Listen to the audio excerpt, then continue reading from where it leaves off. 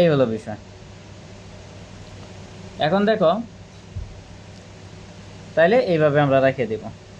যদি পরীক্ষায় কাজের এককটা জুল বা কিলো জুলে থাকে, তাহলে এটার আমরা কি করব, কেজি মিটার। কারণ আমাদের কাজের একক স্ট্যান্ডার্ড একক আমরা কি রাখবো, কেজি মিটারে। হ্যাঁ, আগে থেকে যে স্ট্যান্ডার্ডে করতেছি ওই স্ট্যান্ডার্ডেই করব, নাহলে প্যাচ লেগে যাবে। এক কথায় এইখানে নিয়ম অনেকগুলো অঙ্ক আছে, নিয়ম অনেক, আমাদের স্ট্যান্ডার্ডটা ঠিক রাখতে হবে, ঠিক আছে। এরপরে আমরা 12 নম্বর অঙ্ক দেখব। এখানে বলছে 0.45 কেজি বাতাস 178.9 ডিগ্রি সেলসিয়াস তাপমাত্রায় উত্তেজভাবে সম্প্রসারিত হয়ে 3 গুণ আয়তন প্রাপ্ত হলো। তাপমাত্রা 15.6 ডিগ্রি সেলসিয়াস হ্রাস পেল যদি সম্প্রসারণকালে 5300 কেজি ফোর্স মিটার, কেজি মানে এই কেজি ফোর্স আর কি, একই বিষয়। কেজি লেখা যে কথা আর কেজি ফোর্স লেখা একই কথা, মানে কি না ভাই? হ্যাঁ, মানে কেজিটাই কেজি ফোর্স, মানে কেজি হলো ভর, তো ভরকে যখন তুমি বল হিসাবে কাজ করবা তখন কেজি ফোর্স হবে, এই হলো বিষয়, এটাই। তাহলে কেজি ফোর্স মিটার বা কেজি মিটার, ওই যে কাজের যে আমরা স্ট্যান্ডার্ড একক রাখি। তবে কেজি ফোর্স লেখাটাই বেশি লজিক্যাল। যেমন এখানে কেজি মিটার না লিখে যদি আমরা কেজি ফোর্স মিটার লিখি, এটা বেশি লজিক্যাল এবং বেশি অ্যাকসেপ্টেবল, ঠিক আছে। এই হলো বিষয়। তাইলে এটা লিখলাম। তাইলে তবে গামা আর সিপি এবং সিবি এর মান নির্ণয় করো। তাইলে এখন আমরা আগে সাইন নোট দেবো। তাহলে আমরা লিখবো যে এখানে এম, এম মানে ভর, এখানে ভর দেওয়া আছে দেখো 0.45 কেজি, এই জন্য 0.45 কেজি নেব। তারপরে প্রাইম টেম্পারেচার বা আদি তাপমাত্রা T1 এর মান দেওয়া আছে 178.9 ডিগ্রি সেলসিয়াস। তাহলে এটাকে সেলসিয়াস থেকে কেলভিন করতে গেলে 273 যোগ করবো, যোগ করলে 451.9 কেলভিন আসবে। আর এখানে বলছে যে তাপমাত্রা রুদ্ধতাপে সম্প্রসারিত হয়ে, মানে কি এক্সপান্ডেড হয়ে 3 গুণ আয়তন প্রাপ্ত হয়। এজন্য আমরা ধরে নিলাম যে চূড়ান্ত আয়তন আদি আয়তনের কি 3 গুণ, যেহেতু 3 গুণ আয়তন প্রাপ্ত হয়েছে, মানে প্রথম আয়তন যদি 1 হয়, দ্বিতীয় আয়তন 3 হয়ে যাবে, এই হলো বিষয়। এই জন্য আমরা লিখলাম V2 = 3V1। তারপরে ফাইনাল টেম্পারেচার বা চূড়ান্ত তাপমাত্রা দেওয়া আছে 15.6, এই জন্য আমরা লিখলাম T2 = 15.6 ডিগ্রি সেলসিয়াস। তাহলে এই সেলসিয়াস থেকে কেলভিন আসতে গেলে 273 যোগ করতে হবে। তাহলে আমরা যোগ করলাম, যোগ করে এটা আসবে। তারপরে এখানে কৃতকাজ W ইকুয়াল দেওয়া আছে 5300 কেজি ফোর্স মিটার, এই জন্য আমরা লিখলাম W = 5300 কেজি ফোর্স মিটার। বাকি যেগুলোর মান বের করতে বলছে ওগুলো লিখলাম আমরা। তাহলে এটা কি বুঝাইতে পারছি আমি? এটা হলো। এরপরে দেখো এখানে যে কাজটা করতেছি এটা হলো রুদ্ধতাপীয় প্রক্রিয়া। তাহলে রুদ্ধতাপীয় প্রক্রিয়া যেহেতু কাজ করতেছি, তাহলে আমাদের কি এই যে এখানে চলে যেতে হবে, এই সূত্রগুলো অ্যাপ্লাই হবে, ঠিক আছে। হ্যাঁ, এখন এই সূত্রগুলো অ্যাপ্লাই করব, ভালো কথা। এখানে কোন কোন ডাটা দেওয়া আছে, এই ডাটার উপর ভিত্তি করে আমাদের ফর্মুলা অ্যাপ্লাই করতে হবে। এখানে আয়তনের ডাটা আছে আর টেম্পারেচার বা তাপমাত্রা ডাটা আছে। তাইলে তাপমাত্রা এবং ভলিউম, এটা কি যে প্রথম সূত্রটা অ্যাপ্লাই হয়। টেম্পারেচার আছে এবং ভলিউম আছে, এখানে টেম্পারেচার আর প্রেশার আছে, এখানে কি প্রেশার অ্যান্ড ভলিউম আছে। তাহলে আমাদের এই সূত্রটা অ্যাপ্লাই হবে। এখন এই সূত্রটা আমরা অ্যাপ্লাই করলাম, T1/T2 = V2/V1 পাওয়ার গামা -1। এখানে একটা বিষয় লক্ষণীয়, যখন এখানে T1 হবে তখন এখানে V2 হবে, এটা মনে রাখবা। আর যখন T2 হবে তখন V1 হবে। এখন T1 T2, এই T1 এবং T2 এর যে মান আছে এই মান আমরা বসাই দিব, ইকুয়াল দিব V2। V2 মান কি 3V1, এই জন্য V2 মান আমরা 3V1 দিব, আর এখানে V1 পাওয়ার কি গামা -1। এখন এটা হিসাব করলে এটা আসবে, আর এখানে V1 কাটা, তাহলে থাকতেছে 3, আর এখানে পাওয়ার কি গামা -1। বলো এই যে দেখো V2 মান হলো 3V1, ঠিক আছে। V2 যে মান এটা কি 3V1, এই জন্য আমরা V2 পরিবর্তে 3V1 নিলাম। V1 কাটা দিলে 3 থাকে, আর এখানে পাওয়ার হলো গামা -1।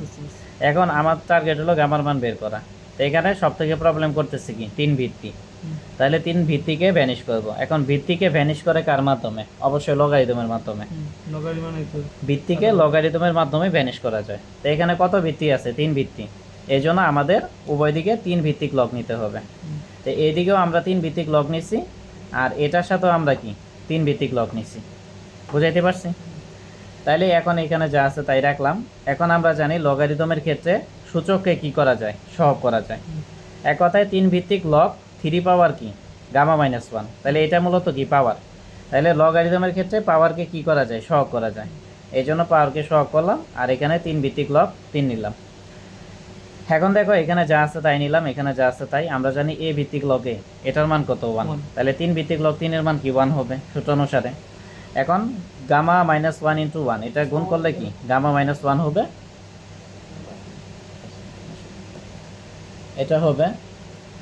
তারপরে এখানে দেখো আমরা অল্টারনেট করব, এটা আছে কি ডানে, এটা ডান থেকে বামে নিলাম, আর এটা আছে বামে, এটার বাম থেকে কি ডানে নিলাম, বসো একটু। তারপরে এখানে গামা রাখলাম, এখানে যা আছে তাই নিলাম, এই -1 এদিক পাস করলে কি +1 হবে, তাহলে গামা নিলাম। এখন এটা ক্যালকুলেটর হিসাব করবো, হিসাব করলো 1.4। ও আচ্ছা, এটা দেখাচ্ছি, আমার মনে ছিল না আর কি। আচ্ছা, তাহলে এখানে এই যে এই লগটা নিবা, নিচের ডানা, কারণ এই লগের দেখো ভিত্তি নাই, এই লগের ভিত্তি হলো 10, মানে এটা ফিক্সড 10। 10। হ্যাঁ, এটা ফিক্সড 10, এই লগের ভিত্তি হলো 10, ঠিক আছে। বাট এখানে যে লগারিদম আছে এই লগারিদমের ভিত্তি ইচ্ছা মতো, পরিবর্তনশীল, হ্যাঁ ইচ্ছা মতো। ইচ্ছা মতো নিতে পারবা। আর এখানে ফিক্সড 10 ভিত্তিক লগ, তাহলে এখানে লগের ভিত্তি কত 3 নিলাম, আর উপরে উঠবো আমরা, ওঠার পরে কত 1.566, তারপরে আবার এই যে +1 নিলাম, নিলে দেখো 1.408। তো এইটার জন্য এখানে 0কে 1 করছি আমরা, তাহলে 1.41। এরপরে ওয়ার্ক ডান বাকি তো কাজ, ঠিক আছে। তাহলে ওয়ার্ক ডান বাকি তো কাজ, রুদ্ধতাপীয় প্রক্রিয়া কৃতকাজের সূত্র কি বললো, এই যে এই দুইটা, ঠিক আছে। এখন আমাদের প্রেসারের মান তো জানা নেই, আছে আমাদের এম আর টি এর মান জানা আছে, এই জন্য আমরা এই যে এই সূত্রটা অ্যাপ্লাই করছি। তাইলে এখন আমাদের এখান থেকে আচ্ছা কৃতকাজের সূত্রটা কেন অ্যাপ্লাই করলাম, এর কারণ হলো এখানে কৃতকাজের মান দেওয়া আছে বা কৃতকাজের ক্লু দেওয়া আছে, ঠিক আছে। কৃতকাজের ক্লু দেওয়া আছে বলেই আমরা কি কৃতকাজের ফর্মুলা অ্যাপ্লাই করছি। এগুলো তো মোটামুটি সবই রুদ্ধতাপের সূত্র, কিন্তু কখন কোন সূত্রটা অ্যাপ্লাই করব, এখানে টেম্পারেচার এবং ভলিউম ছিল, মানে তাপমাত্রা এবং আয়তন ছিল, সেই জন্য আমরা এই সূত্রটা অ্যাপ্লাই করছি। তারপরে কৃতকাজ আছে, এই জন্য কৃতকাজের সূত্র অ্যাপ্লাই করব। বাট কৃতকাজের ফর্মুলা তো এখানে দুইটা, একটা হলো প্রেসার ভলিউম, আরেকটা কি মাস আছে মানে ভর আছে, তারপরে কি ধ্রুবক আছে, আর টেম্পারেচার বা তাপমাত্রা আছে। তা আমাদের প্রেসারের মান কিন্তু জানা নাই, আছে, এই জন্য আমরা নিচের সূত্রটা অ্যাপ্লাই করছি। আর আমাদের টার্গেট আর এর মান বের করা, এই জন্য নিচের সূত্রটা অ্যাপ্লাই করতে হবে, যেহেতু আর এর মান বের করবো আমরা। এখন আর এর মান যদি বের করি, এটা আছে নিচে, এটা উপরে চলে যাবে, তাহলে কি ডাব্লু পাওয়ার গামা -1, ঠিক কি না। আর এখানে m ইন্টু T1 - T2 আছে উপরে, এটা কি নিচে চলে যাবে। তারপরে এখানে ডাব্লুর মান নিলাম 5300, তারপরে এখানে গামার মান 1.41 নিলাম, -1 নিলাম, এম এর মান হলো 0.45, ঠিক আছে। 0.45 নিলাম, তারপরে T1 T2 মান তো আমরা আগেই পাইছি, এই মানটা এখানে বসাই দিবা। তাহলে বসাই দিয়ে হিসাব করলে কত আসবে এত। তাহলে কাজের একক কি, কাজের স্থান, এটা কাজ না, এটা আর এর একক আর কি। তাহলে আর এককটা কি কেজি মিটার পার কি, কেজি কেলভিন। আর কেজির সাথে অ্যাপটা দিলে এটা বেশি অ্যাকসেপ্টেবল আর কি, এটা বেশি ভালো দেখায়, ঠিক আছে। এরপর আমাদের সিবির মান বের করতে হবে, তাহলে সিবির মান বের করার জন্য ডাইরেক্ট সূত্র, ঠিক আছে, ডাইরেক্ট মান বসাই দিবা, হিসাব করবা। জের মান আমরা আগে থেকে জানি 427, এই স্ট্যান্ডার্ডে আমরা কাজ করতেছি। জের মান কত 427, আর আর এর মান তো পাইলাই যে এটা, আর গামার মান তো আগেই পাইছো 1.41, -1 দিলাম, তাহলে এটা হিসাব করলে কি এটা আসবে, বুঝাইতে পারছি কিনা। তারপরে আবার আমরা জানি CP/CB ইকুয়াল কি গামা, তাহলে সিবির মান যদি বের করি, তাহলে গামার সাথে কি সিবি গুণ হবে, তাহলে গামার মান 1.41 আর সিবির মান কত 0.17, তাহলে হিসাব করলে এটা আসবে। বুঝাইতে পারছি। আমরা তো এই সূত্র দিয়ে বের করতে পারতাম ভাই।